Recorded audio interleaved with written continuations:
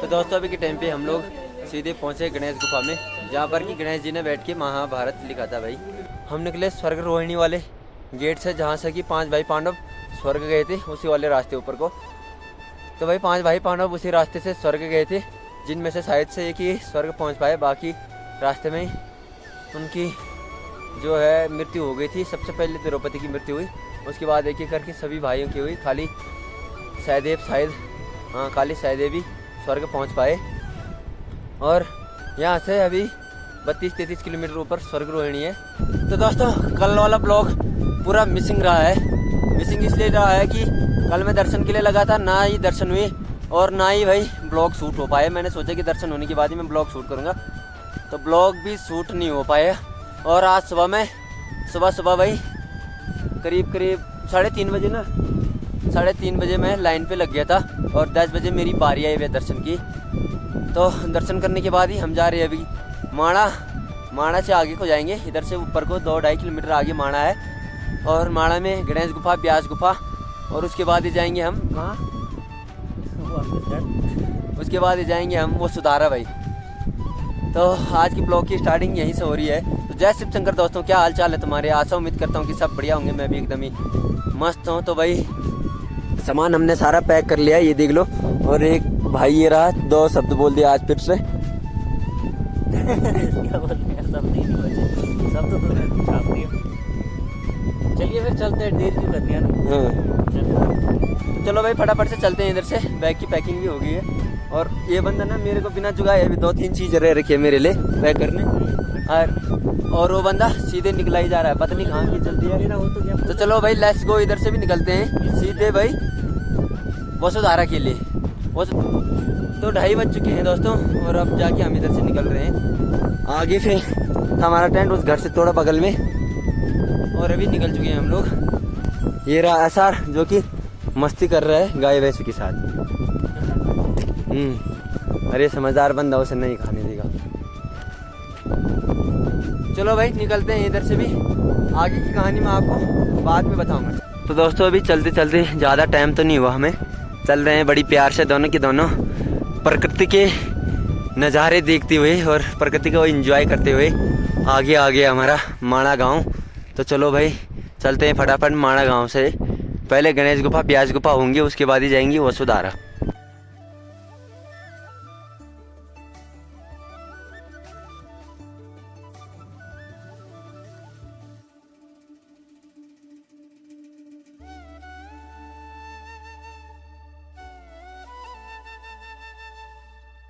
तो अभी के टाइम पे हम लोग माणा गांव पहुंच चुके हैं। अब इधर से एंटर करते गांव में, ये माणा गांव का गेट था।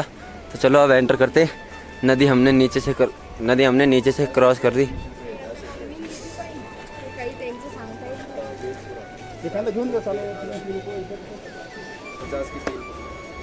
क्या है इनमें स्पेशल? भगवान का विधान है लिखा हुआ। कौन सा विधान मतलब?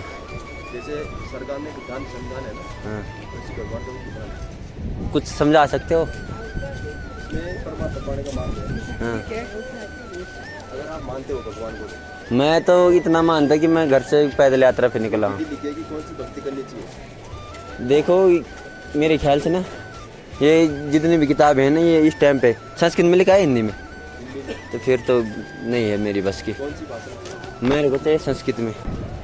दोस्तों अभी के टाइम पे माणा गांव पहुंच गए हम, अंदर ही लास्ट पॉइंट पे। अब इधर जाना है हमको। गणेश गुफा, ब्यास गुफा और भीमपुल, सबसे पहले इन जगहों को क्रॉस करेंगे, उसके बाद ही देखते हैं आगे को। ये भाई इंडिया का सबसे लास्ट या फास्ट गांव बोल सकते हो आप इसे, माणा गांव। इधर से आगे को चाइना बॉर्डर लग जाता है, थोड़ी दूर बाद कोई गांव नहीं है।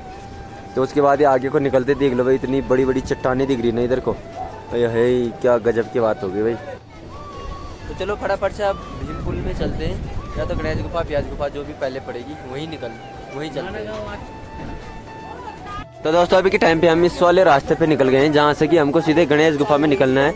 और ये भाई मिले हमें, भाई बोले चाय चू पी लो, जबकि हमने जस्ट आगे पे चाय पी ली है। तो शायद भाई की दुकान है। भाई जी तुम्हारी दुकान है अपनी पर्सनल होटल? अच्छा भाई देखते हैं शायद से मेरे को। और चलो फिर आगे इधर करने लोगों का अलग ही टाइप का पहनावा है। और चलो ऐसा क्या करे, बैठते हैं थोड़ा।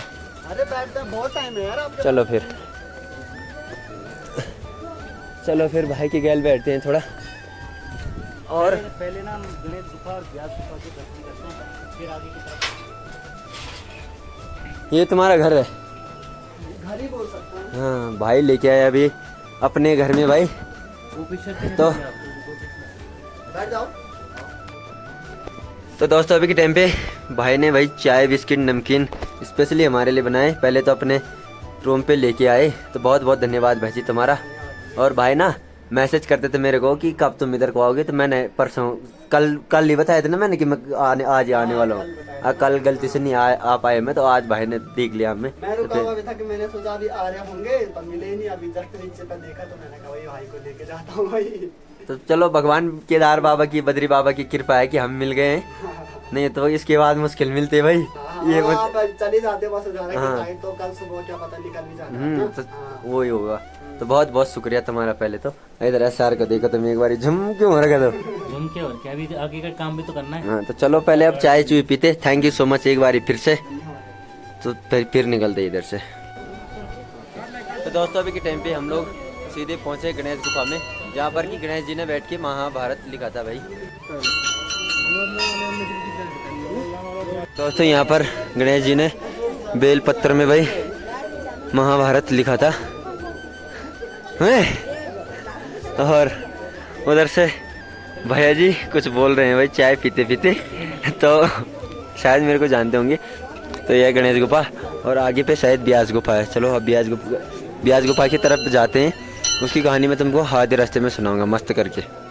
दोस्तों जो यहाँ की कहानी है वो पूरी ही सॉलिड बोर्ड में लिखी गई है, एक बार ही खुद ही विचार विमर्श करके देख लो, बाकी मैं आपको बता दूंगा।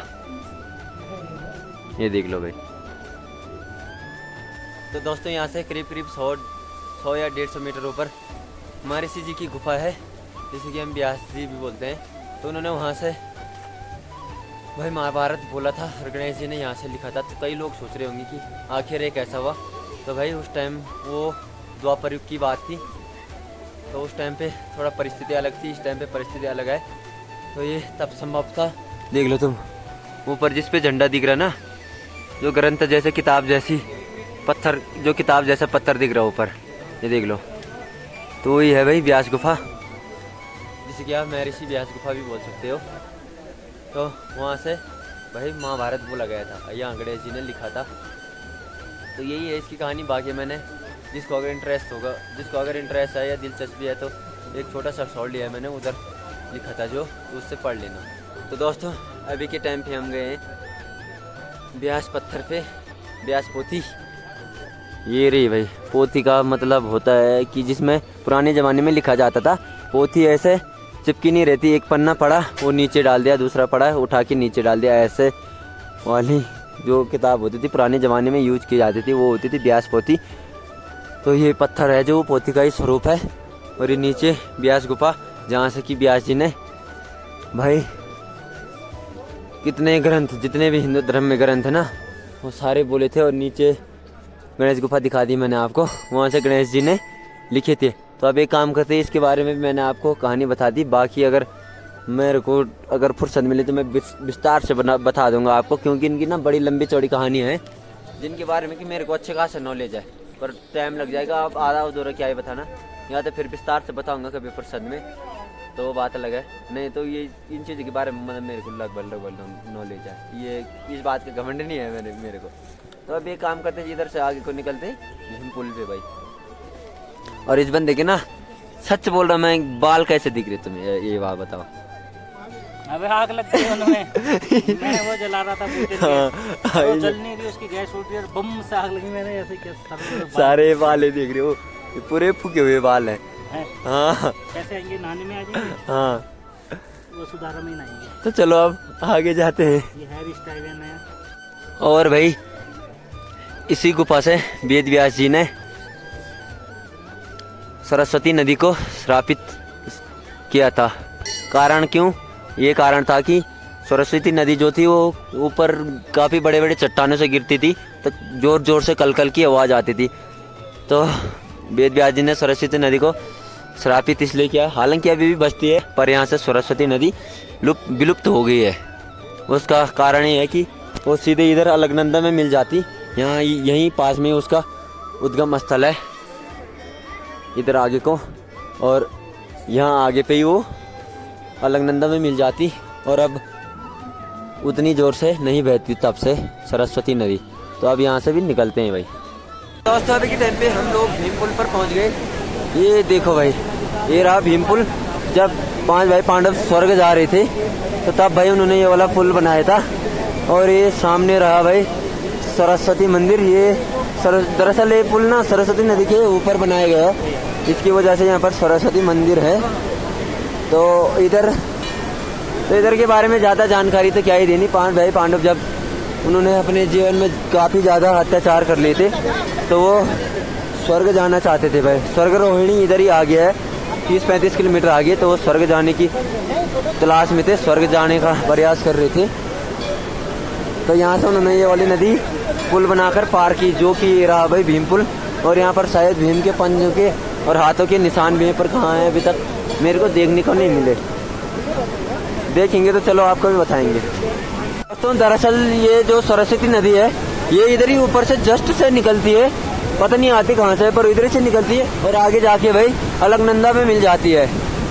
तो ये बस इतना ही दिखती है, 100 मीटर के दायरे में, 100-200 मीटर के दायरे में दिखती है। उसके बाद ही अलकनंदा नाम पड़ जाता है इधर से आगे को। तो उधर से ये कल की आवाज़ें नहीं करती है। इसी वजह से इसको श्राप मिला था, जबकि जब ये नदी बहुत जोर से शोर कर रही थी ना कल की आवाज़ें, तो शायद से व्यास या गणेश जी डिस्टर्ब हुए थे। फिर व्यास जी ने इनको श्राप दिया था कि तू मतलब विलुप्त हो जाए और तेरा शोर अब कम सुनाई दे। इधर ही ये नदी शोर करती है, नीचे को कोई शोर नहीं करती, खाली इधर ही करती है अब जिधर से इसका उद्गम स्थल है। तो चलो आप दर्शन करते हैं इधर के, उसके बाद ही निकलते हैं भाई आगे को। और ये जो निशान दिख रहे होंगे आपको, ये उस टाइम को भीम जी जब पुल बना रही थी ऊपर को नदी पार करने के लिए, था उनके हाथों के निशान है भाई, हाथों के और पैरों के निशान है। नीचे पे हाथों के हैं और ऊपर भाई पैरों के निशान है भीम जी के। तो चलो अब इधर से भी फटाफट से निकलते हैं आगे को। और भारत की प्रथम चाय की दुकान भाई। तो दोस्तों अभी के टाइम पे हम जो जा रहे हैं वो भाई साक्षात स्वर्ग में जा रहे हैं, स्वर्ग रोहिणी। ये रहा स्वर्ग का मार्ग, जबकि उस टाइम पे 5 भाई पांडव इस वाले रास्ते से गए थे स्वर्ग भाई। यही वो रास्ता है जहाँ से भाई 5 भाई पांडव स्वर्ग के लिए गए थे। हालांकि पहुँचा एक ही भाई था और बाकियों के साथ क्या हुआ वो आपको आगे बताएंगे भाई।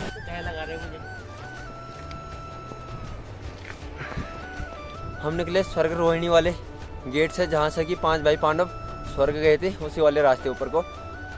तो भाई 5 भाई पांडव उसी रास्ते से स्वर्ग गए थे, जिनमें से शायद से एक ही स्वर्ग पहुँच पाए, बाकी रास्ते में उनकी जो है मृत्यु हो गई थी। सबसे पहले द्रौपदी की मृत्यु हुई, उसके बाद एक एक करके सभी भाइयों की हुई। खाली सहदेव ही स्वर्ग पहुँच पाए। और यहाँ से अभी 32-33 किलोमीटर ऊपर स्वर्ग रोहिणी है, जहाँ कि हमको जाना नहीं है भाई। क्यों नहीं जाना, वहाँ के लिए परमिशन चाहिए। अब तुम खुद ही देख लो भाई, आगे पे इतना बड़ा हिमालय है, तो 35-36 किलोमीटर आगे क्या सीन होगा। और अभी हम वसुधारा फॉल जाने वाले थे, पर नहीं पहुँच पाएंगे हम। तो भाई पहली बार ही तुमको वसुधारा में कोई बंदा नाइट कैंपिंग करते हुए दिखेगा, वो है जब्बू जुल्फिकार और SR पहाड़ी।